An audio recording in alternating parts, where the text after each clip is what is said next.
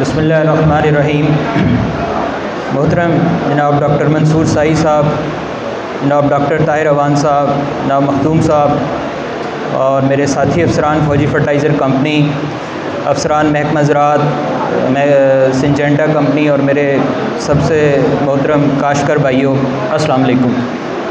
हम सबसे पहले आज के इस प्रोग्राम के मुंतज़मीन RPL और जो सुल्तान राइस हैं, इनके मशहूर हैं कि इन्होंने आज हमें यहाँ पे मौका दिया, हम सबको, आप लोग तशरीफ़ लाए।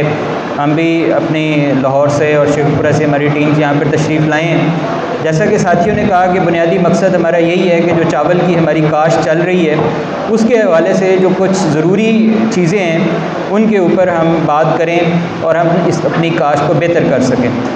जहाँ तक फौजी फर्टाइज़र कंपनी का ताल्लुक़ है, अल्हम्दुलिल्लाह आप सारे काश्तकार भाई इससे वाकिफ़ हैं और इसकी खादें इस्तेमाल कर रहे हैं। कंपनी की हमेशा से ये कोशिश रही है कि आप तक मेयारी खादें जो हैं वो पहुँचाई जाएँ। इस सिलसिले में फ़ौजी फर्टाइज़र के जो यूरिया बनाने वाले 2 कारखाने हैं वो गोट माछी में काम कर रहे हैं। इसके साथ साथ मीर और मथेलो में एक कारखाना है जो कि यूरिया प्रिंट यानी जो बारीक दाने वाला यूरिया आपके पास सोना यूरिया के नाम से आता है वो आप तक पहुँचता है।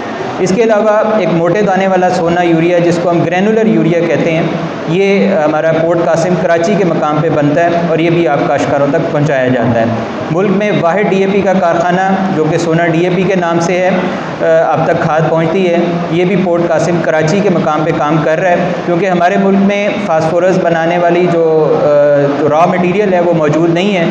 चुनांचे ये रॉ मटेरियल बाहर से मंगवा के फास्फोरस की खाद DAP की शक्ल में आप तक सोना DAP की शक्ल में पहुँचाई जाती है। क्योंकि हमारी मकामी ज़रूरत फास्फोरस की ज़्यादा है तो उसको पूरा करने के लिए बाहर से जो दरामद करदा DAP है वो FFC DAP के नाम से आप काश्तकारों तक पहुंचती है। इसके अलावा कंपनी आप तक पोटाश में SOP और MOP की खादें भी ला रही है। अज़ाए सगीरा में 2 जूज़ हमारे पास कम हैं जिसमें जिंक और बोरान शामिल है। इनकी कमी हमारी ज़मीनों में मौजूद है, इसको पूरा करने के लिए सोना जिंक और सोना बोरान के नाम से ये खादें आती हैं। चुनांचे ये जो बात मैंने आपसे की कि हम कुल 5 किस्म की खादें जो हैं वो आप काश्तकारों तक पहुँचा रहे हैं। अब इसमें 2-3 चीज़ें जो मेरी गुफ्तगू का हिस्सा होगा, क्योंकि खाद आपको पता है कि एक महंगी चीज़ है, हम सारे काश्तकार इसको इस्तेमाल करते हैं, लेकिन हम अपने गलत तरीका इस्तेमाल, गलत वक़्त इस्तेमाल या गलत इंतखाब की वजह से उससे पूरा फ़ायदा उठा नहीं सकते। चुनांचे मेरी सिर्फ आपसे ये गुजारिश होगी कि जो मैं गुफ्तगू करूँ इनमें से 3-4 चीज़ें जो हैं वो आप ज़रूर मद्देनज़र रखें। पहली बात तो ये है कि हमें ये बात समझने की ज़रूरत है कि हमारे पौधे को किस चीज़ की ज़रूरत है।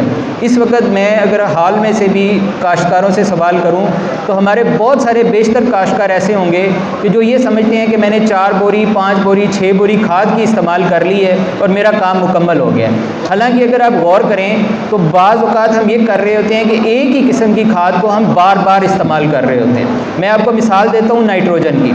अब यूरिया की शक्ल में हम नाइट्रोजन इस्तेमाल करते हैं अमूमी तौर पे, लेकिन उसके बाद हम क्या करते हैं कि उसी खेत में हम गवारा इस्तेमाल करते हैं। बुजुर्गों ज़रा थोड़ी जी तवज्जो यार, 1 मिनट, सिर्फ 5-10 मिनट की चीज़ है। नाइट्रोजन का इस्तेमाल जोड़ा है वो असी मुख्तलिफ शक्लों के कर रहे हैं। मतलब फर्ज करो कि असी पहले यूरिया की शक्ल इस्तेमाल की थी, दूसरी शक्ल असी वो गवारा की इस्तेमाल कर ली, तीसरी शक्ल असी जो नाइट्रोफास वो इस्तेमाल कर ली, असी अद्धी तो ज़्यादा फिर वो नाइट्रोजन ही इस्तेमाल की थी। यानी कि साड़ी जी बोरियां की गिनती है ये साडा गलत तरीकाकार है। सब तो पहली और बुनियादी चीज़ जी सानू पता होनी चाहिए कि साढ़े कोल अपनी ज़मीन का टेस्ट या तजजिया मौजूद होए। जदों तक असी अपनी ज़मीन को टेस्ट नहीं करावांगे असी उहदी सेहत के बारे दे विच आइंदा आने वाली फसल दे विच जिहड़ी खाद की या जिहड़ी खुराक की ज़रूरत है उन्होंने असी जान नहीं सकांगे। फौजी फर्टाइज़र कंपनी ये सहूलत अपने सारे काश्तकार भाइयों वास्ते मुफ्त फराम कर रही है। तुसीं साडी मिट्टी और पानी के मुफ्त तजजिए की सहूलत का फ़ायदा उठा सकते हो। मलिक औरंगजेब साहब साढ़े इस इलाके के अफसर ने साड़ी हैल्पलाइन नंबर से किसी भी जगह तुसीं कॉल करके साढ़े नाल राबता करोगे, साढ़े साथी खुद आके तुहाडी ज़मीन तो सैंपल लैंदे ने, ये तजजिया करके रिपोर्ट्स जिहड़ियां ने तुहाडे तक पहुँचा के जाते हैं। दूसरी सूरत ये भी है कि महकमा ज़राअत की तरफों भी ये सहूलत फराम की जाती है। बुनियादी मकसद ये है कि तुहानू अपनी ज़मीन की तशखीस या उसका टेस्ट करवाने तो बाद वो जिहड़ी चीज़ की कमी है वो मौजूद पता होना चाहिए। हुण अगली गल जिहड़ी दूसरा नुकता है कि साडे पौधे नूं 16 किस्म की खुराक की जरूरत है जिहड़ी उन्हें बिजाई तो लैके बर्दाश्त तक हासिल करनी है। 3 चीज़ों की कमी है साड़ी ज़मीन जिहड़ी है नाइट्रोजन, फास्फोरस और पोटाश। ये जिन्नी भी खाद असी बोरियां की शक्ल इस्तेमाल कर रहे हैं ये सारी की सारी असी बुनियादी तौर पर ये 3 चीज़ों की कमी नूं पूरा करने वास्ते कर रहे हैं। इस तो इलावा तुसी मार्केट दे विच अजजाए सगीरा के नाम तो बहुत सारी गलबात सुनी होएगी। हुण अजजाए सगीरा दे विचों सिर्फ 2 जुज़ साड़ी ज़मीन च कम ने जिन्हां दे विच जिंक और बोरान है। साड़ियाँ तकरीबन 84% तो ज़्यादा ज़मीन ऐसियां ने कि जिन्हां दे विच जिंक कमी मौजूद है। इस तरीके नाल बोरान एक ऐसा अंसर है कि जिहड़ी साड़ी तकरीबन 54 तो 55% ज़मीन ऐसियां ने कि जिन्हां च बोरान कम है। चुनाचे कुल मिला के 5 किस्म की खुराक है कि जिहड़ी तुसी पौधे नूं किसी न किसी शक्ल च देनी है। उसकी जिन्नी कमी ज़मीन च मौजूद है अगर वो पूरी नहीं की जाएगी तो पौधा अपनी पूरी पैदावार नहीं देगा। हुण इत्थे एक नुकता जिहड़ा बहुत अहम है कि जिहदी तरफ साडी तवज्जो नहीं है कि असी खाद के इस्तेमाल दे विच फिर भी कुछ ना कुछ तवज्जो दे रहे हैं लेकिन असी अपनी ज़मीन के नामियाती मादे नूं बेहतर नहीं करते। असी जिन्नियां ज़मीनां दा टेस्ट किया है असी ये देखा है कि साड़ी ज़मीन दे विच जिहड़ा नामियाती मादा है वो 0.5% तो भी कम है, जबकि एक अच्छे रकबे के अंदर तुहाडी ज़मीन च 1.5 तो 2% तक नामियाती मादा होना ज़रूरी है। हुण इत्थे काश्तकारां दा एक सवाल आंदा है कि जी इनू असी किस तरीके नाल पूरा करिए। देखो तुहाडे कोल जिहड़ी भी कोई गोबर की गली सड़ी खाद है, कोई पोल्ट्री का मैन्योर है, कोई भी चीज़ तुसी अपनी ज़मीन च शामिल करोगे वो तुहाडी ज़मीन का नामियाती मादा बढ़ाएगी। दूसरा जिहड़े साडे चावल के काश्तकार ने खास तौर पर वो ये कर सकते हैं कि गंदम की काश तो बाद वो जंतर काश करके कोई तकरीबन 1.5-2 महीने का जंतर जिहड़ा उहदे अंदर अगर तुसी रोटावेट करोगे ये नाल भी तुहाडी ज़मीन का नामियाती मादा बहुत बेहतर होएगा। और वो ये होएगा कि जिहड़ी खाद तुसी इस्तेमाल की है उन्होंने ज़मीन च कोई ना कोई जगह ऐसी मिलेगी कि जिहदे नाल वो जाके रुकेगी और तुहाडी उहदी अफादियत बढ़ेगी। कम खाद दे विच तुसी ज़्यादा फायदा हासिल करोगे। चुनाचे ये एक पहला पॉइंट है कि असी अपनी ज़मीन की नामियाती मादे नूं बढ़ाना है। दूसरी चीज़ अगे आ जाती कि असी किहड़ी खाद हुण इस्तेमाल करिए। देखो नाइट्रोजन का काम है कि उन्हें पौधे की बढ़ोतरी करनी है, फास्फोरस का काम है उन्हें जड़ नूं बढ़ाना है, पोटाश का काम है जिहड़ा तुसी असर देखते हो कि साडी मुंजर खाली रहिंदी है या मुंजर दे विच जिहड़े दाने बनते हैं उन्हां दा वजन नहीं हुंदा। हुण जे ज़मीन च पोटाश की कमी होएगी उत्थे चाहे तुसी जिन्नी मर्जी नाइट्रोजन चाहे यूरिया चाहे गुआरा की शक्ल च इस्तेमाल कर लो और कभी भी तुहाडी वो फसल झाड़ नहीं देगी। इस तरीके नाल जिहड़ा जिंक है उसका काम यह है कि उन्हें फसल के अंदर जिहड़ी तुहाडी मुख्तलिफ खाद इस्तेमाल की है उन्होंने उस फसल का हिस्सा बनाना है। चुनाचे वो वास्ते ज़रूरी है कि तुसी उहदे अंदर जिंक इस्तेमाल करो, मुख्तलिफ खामरे जिहड़े ने उन्हें उहदा फसल का हिस्सा बनाना है। तीसरी चीज़ पंजवीं चीज़ जिहड़ी सब तो अहम है वो है बोरान। मिकदार के लिहाज नाल बोरान की जरूरत ज़मीन के विच बहुत कम है। अगर साल के तुसी एक दफ़ा 3 किलो बोरान इस्तेमाल कर लीए वो तुहाडे सारे साल वास्ते कम है। लेकिन ये ज़हन च रखो कि एक अहमियत के लिहाज नाल इस तो ज़रूरी है कि तुसी अक्सर देखा होना है कि साड़ी मुंजर के विच इस टाइम यदा कम है। यार इसकी ज़रा साउंड थोड़ी ठीक करें भाई, बहुत वाइब्रेट कर रही है, इको ख़त्म करें ना इसका। जिहड़ी बोरान है उसका काम की है कि मुंजर तुसी देखे ना जिहड़ा अमले जेरगी यानी नर और मादे का जिहड़ा मिलाप है वो तुहाडा बोरान दे नाल मुंसलिक है। हुण हुंदा इह कि अगर ज़मीन च बोरान की कमी होएगी तो मुंजर के दाने जिहड़े ने तुहाडे पूरे नहीं बनेंगे, उपर वाले दाने जिहड़े ने उहदे विच खाली रह जाएंगे। चुनाचे जिहड़ा पहला नुकता है कि जदों असीं ज़मीन की तशखीस की थी सानूं पता चलिया कि इहदे नाइट्रोजन कितनी कम है, फास्फोरस कितनी कम है, पोटाश कितनी कम है, जिंक कितनी कम है, बोरान कितनी कम है। अगली स्टेज आ गई कि हुण असीं खाद का इंतखाब करना है।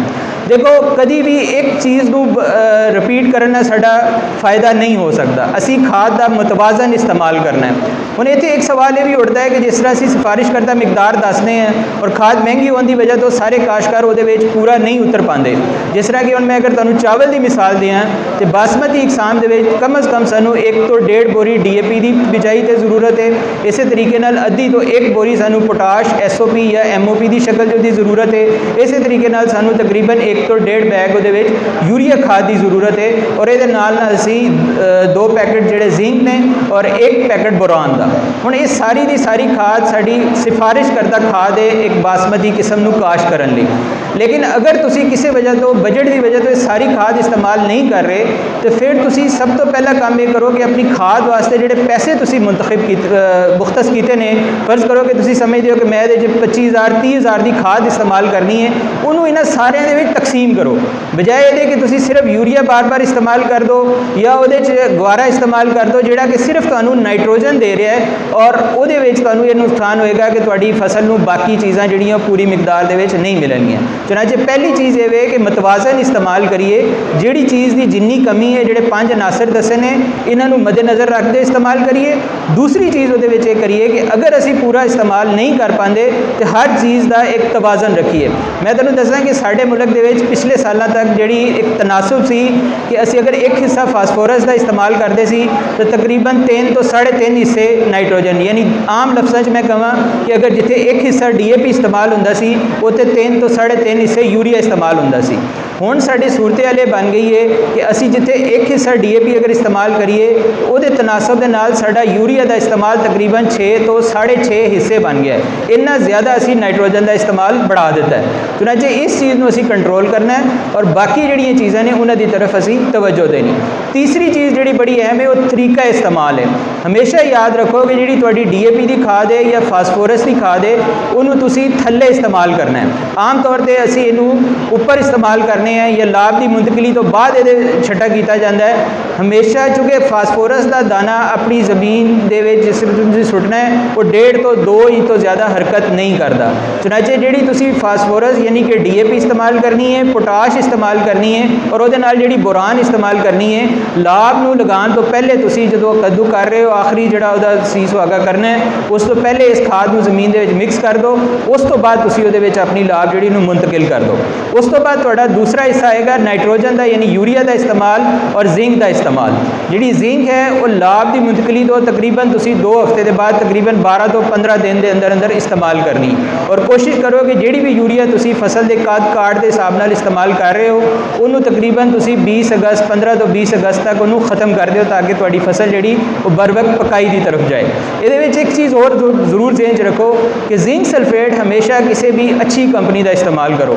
असी खादा का मैं बार बार ये जिक्र कर रहे हैं कि असी मिकदार की तरफ जाने हैं कि मैं यार 3 पैकेट जिंक के पाते ने 4 बोरियां खा दी हूँ। अगर जिंक को 10% वाला है यह मतलब है कि उसकी ज़रूरत पूरी नहीं हुई।